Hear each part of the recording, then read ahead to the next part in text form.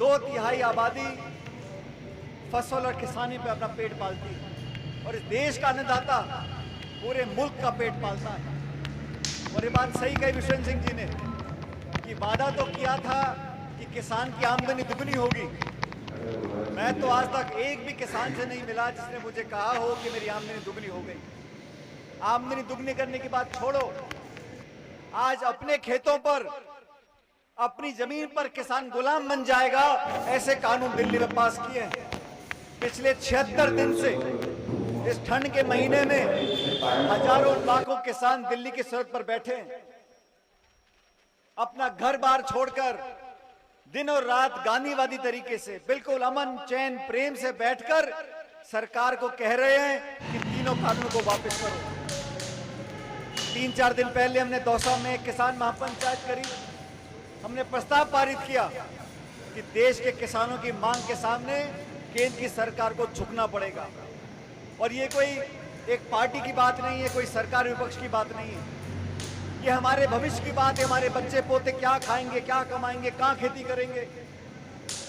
और आज जो किसान हमारे देश का है, किन हालात में वो जी रहा है, उसका खाद का, बीज का, बिजली का, पानी का खर्चा अलग, उसकी मेहनत भी फ्री, और जो न्यूनतम समर्थन मूल्य है जो इन कानूनों से खत्म हो जाएगा, संघर्ष उस बात का है। हमारा गेहूं है, चावल है, चना है, सरसों है, उस पे सरकार एक समर्थन मूल्य तय करती है।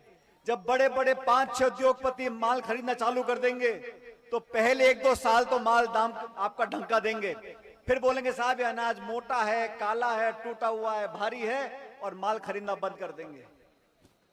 बयाना का छोटा किसान जो 4 बीघे में खेती करता है, वो 10 बोरी अनाज लेके चंडीगढ़, पंजाब, बंगलौर, बंबई जाएगा और वहां पे धन्ना सेठ ने माल नहीं खरीदा, माल खरीद के पैसा नहीं दिया, आप किसका दरवाजा खटखटाओगे? इन कानूनों में कोई प्रावधान नहीं है कि किसान का हित सुरक्षित है।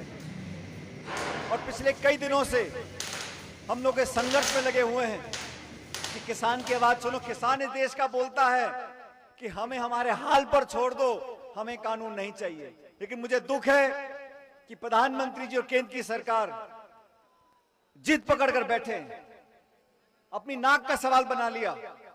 अरे कानून वापस लो, किसानों को बुलाओ, उनसे पूछो कि तुम कैसा कानून चाहते हो। मैं भी चाहता हूं कि कृषि में निवेश हो, पैसा लगे, अच्छी फैक्ट्रियां लगे, उद्योग लगे, हमारे किसान के बच्चे पढ़ लिख कर आगे नौकरियां करें। लेकिन किसान को पाबंद कर देना, मंडियों को बंद कर देना, ये किसान कहां जाएगा? हमें आगे की सोच रही साथियों। ये सरकारें बनती हैं, बिगड़ जाती हैं, 5 साल का खेल है। लेकिन जमीन जो हमारी दादा लाई जमीन है, उसका भविष्य में हम लोग कैसे अपने पास रख पाएंगे? किसान को जरूरत है आज एकजुटता की, और किसान की कोई जाति नहीं है। ये रहा हरियाणा, ये रहा उत्तर प्रदेश, जो खेती कर रहा है वो किसान है। वो मीणा है, जाट है, गुर्जर है, यादव है, कोई फर्क नहीं पड़ता। आज किसान की मजबूती के लिए हम सबको इकट्ठा होना पड़ेगा। 12 और 13 तारीख को, जैसा रमेश जी ने कहा, राहुल गांधी राजस्थान आ रहे हैं। गंगानगर, हनुमानगढ़ जिलों का दौरा है, वहां के किसानों को ताकत देकर जाएंगे। इस मुश्किल समय में एकजुटता दिखानी है। आपने देखा दिल्ली की बॉर्डर पर कितनी फौज लगा रखी थी, कितनी पुलिस खड़ी कर रखी है, कीले लगा दिए सड़कों के अंदर, और पुलिस का और किसानों का झगड़ा हो रहा है, सैनिकों का किसानों का झगड़ा हो रहा है। अरे मैं पूछना चाहता हूं, आज इस हिंदुस्तान की सड़क पर बर्फ में, जंगल में, रेगिस्तान में, ठंड में, गर्मी में, वो जो फौजी सैनिक खड़ा है वो किसका बेटा पोता है?